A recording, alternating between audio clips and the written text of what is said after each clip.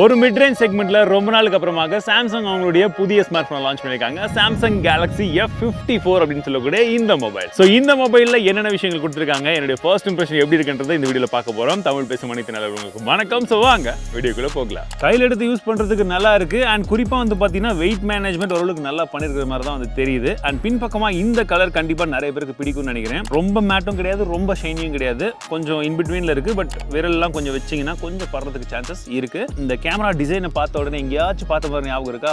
இவங்களுடைய flagship design எப்படி இருக்குமோ, ஃப்ளாக்ஷிப் ஸ்மார்ட் ஃபோனில் டிசைன் எப்படி இருக்குமோ அதே மாதிரியான டிசைனை இந்த ஸ்மார்ட் ஃபோன்லையும் கொடுத்துருக்காங்க. அண்ட் பார்க்கறதுக்கு நல்ல ஒரு ப்ரீமியம் லுக் கொடுக்குது.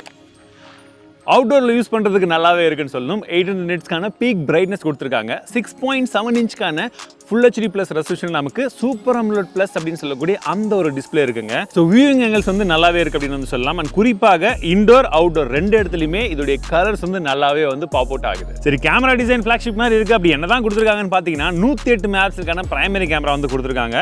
செகண்ட் வந்து பார்த்தீங்கன்னா 8 மெகாபிக்சலுக்கான அல்ட்ரா வைட் சென்சர், மூன்றாவதாக 2 மெகாபிக்சலுக்கான மேக்ரோ வழக்கம் போல கொடுக்குற மாதிரி கொடுத்துருக்காங்க. செல்ஃபி கேமரா 32 மெகாபிக்சலுக்கான செல்ஃபி கேமரா. ஓகேங்களா? ஸோ இதோடைய சாம்பிள் இமேஜஸ் எப்படி இருக்குன்றதை பாருங்க. டே டைம்ல எடுக்கக்கூடிய ஷார்ட்ஸ் எல்லாம் வந்து பாத்தீங்கன்னா கலர்ஸ் எல்லாம் வந்து நல்லாவே வந்து நேச்சுரலா வந்து கிடைக்குது. அண்ட் நிறைய இடங்கள்ல உங்களுக்கு அது டீடைல்ஸுமே வந்து நல்லா இருக்கு அப்படின்னு சொல்லலாம். அண்ட் ஒரு சில இடங்கள்ல கொஞ்சமா எக்ஸ்போஷர் வந்து கொஞ்சம் அதிகமா இருக்க மாதிரி எனக்கு ஃபீல் ஆகுது.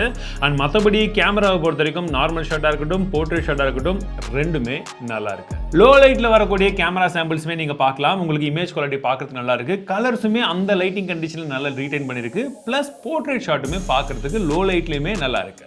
ஃப்ரண்ட் ஃபேசிங் கேமராவில் நம்மளால 4K 30 fps வீடியோ எடுக்க முடியுது. டே டைமில் பார்க்கும்போது பேக்ரவுண்ட் ஸ்கின் டோன்லாம் எப்படி இருக்குன்னு வந்து பாருங்கள். அண்ட் வாக் பண்ணும்போது ஸ்டெபிலிட்டி எப்படி இருக்குன்னு வந்து பாருங்கள். 4K 30 எடுத்துகிட்டு இருக்கோம். ரியர் ஃபேசிங் கேமராவில் உங்களுக்கு அல்ட்ரா ஸ்டடி ஆப்ஷனும் இருக்குது. பட் அதில் போனீங்கன்னா வெறும் 1080 30 மட்டும் தான் சப்போர்ட் இருக்கும். ஸோ இப்போ நார்மலாக 4K 30 அல்ட்ரா ஸ்டடி மோட் எதுவுமே இல்லாமல் நான் வாக் பண்ணுறேன். ஸ்டெபிலிட்டி எப்படி இருக்குன்னு பாருங்கள். ஏன்னா OS சப்போர்ட் இதில் இருக்குல்ல, அதனால் கையில் கிம்பிள் இருக்கிறதுனால கொஞ்சம் ஸ்லோவாக ஓட சொல்கிறேன். பட் இருந்தாலும் பாருங்கள், மெதுவாக ஓடி வர தம்பி. ஸோ இது வரைக்கும் இதோடைய ஸ்டெபிலிட்டி எப்படி இருக்குன்றதை சொல்லுங்கள்.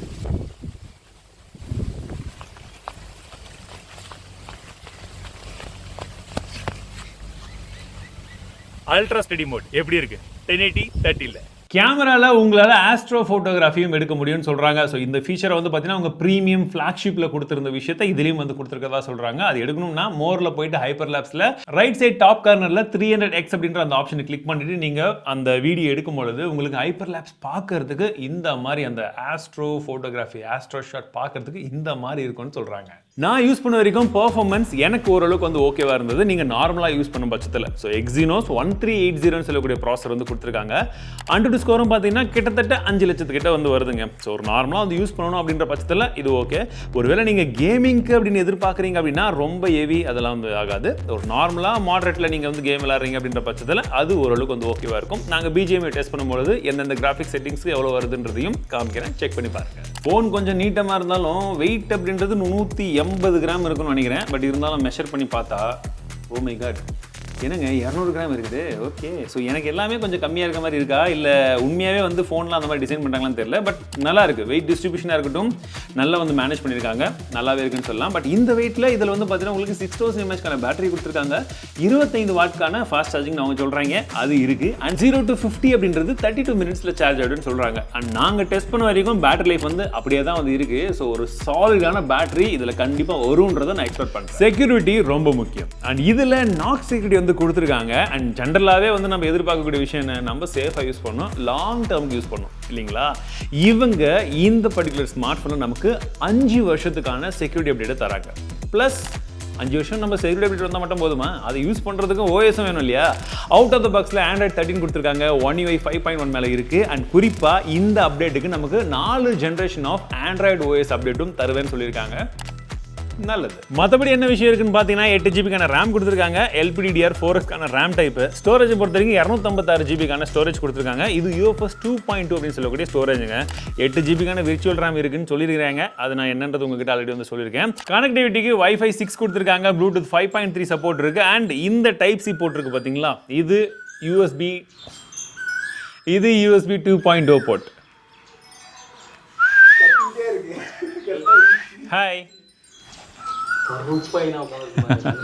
அங்கே இருக்கும். மற்றபடி நம்ம எல்லாருக்குமே தெரிஞ்ச அந்த ஒன் யூவில் இருக்கக்கூடிய ஃபீச்சர்ஸ் வந்து இதுலேயும் வந்து கொடுத்துருக்காங்க. இந்த ஆப்ஜெக்ட் எரேசர் அது கொடுத்துருக்காங்க. அண்ட் குறிப்பாக வந்து பார்த்தீங்கன்னா இந்த வாய்ஸ் ஃபோக்கஸ் இப்போ ரீசெண்ட் டைமில் இது வந்து பார்த்தீங்கன்னா நிறைய யூஸ்ஃபுல்லாக இருக்குது.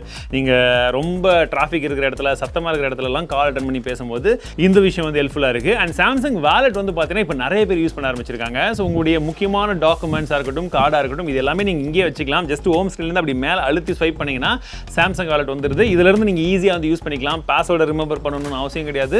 நாக் செக்யூரிட்டியோட நீங்கள் உங்களுடைய ஃபிங்கர் பிரிண்ட்டோ இல்லை ஃபேஸ் ஐடியோ வச்சு இதை ஆப்ரேட் பண்ணும்போது இன்னும் கொஞ்சம் கன்வீனியன்ட்டாகவே இருக்குது. என்னதான் AMOLED டிஸ்பிளே இருந்தாலும் இதில் in display fingerprint sensor தரல, side mount fingerprint sensor மட்டும் தான் தந்திருக்காங்க. அது ஓரளவுக்கு வேகமாக ஒர்க் ஆகுது. அண்ட் டிஸ்பிளேல கார்னிங் கிளாஸ் 5 ப்ரொடெக்ஷன் இருக்கு. அண்ட் மற்றபடி இந்த ஃபோன் வந்து பார்த்தீங்கன்னா டெஸ்ட் பண்ணிட்டு இருக்கும்போது என் வீட்டில் இருக்கும்போது அப்படி கீழே விழுந்துடுச்சு. நல்லா ஒரு 6 ஃபீட்லேருந்து வந்து கீழே விழுந்துடுச்சு. பட் ஃபோன் வந்து பார்த்தீங்கன்னா பக்கா ஒர்க் ஆகுது. எந்த ஒரு இஷ்யூமே வந்து கிடையாது.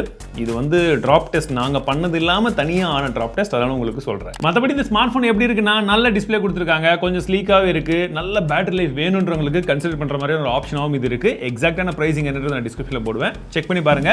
அந்த பிரைசிங்க்கு இந்த ஸ்மார்ட் ஃபோனை பற்றின உங்களுக்கு கருத்துக்கள் என்னன்றதை ஷேர் பண்ணுங்க.